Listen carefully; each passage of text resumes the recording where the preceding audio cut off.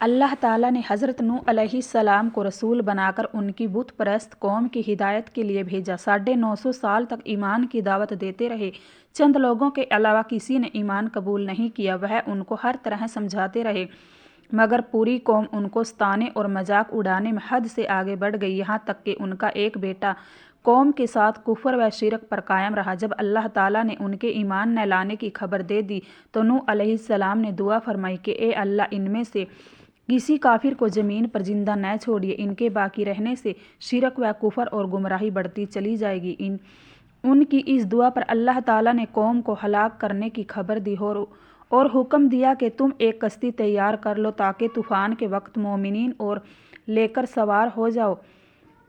اس کے بعد پانی کا طوفان آیا اور پوری قوم ہلاک ہو گئی۔ 1 ماہ گزرنے پر طوفان ختم ہوا اور آپ محرم کی 10ویں تاریخ کو کشتی سے اترے اور شکرانے کے طور پر روزہ رکھا۔ طوفان کے بعد حضرت نوح علیہ السلام کے 3 بیٹے باقی رہ گئے، جن سے انسانی نسل کا دوبارہ سلسلہ شروع ہوا۔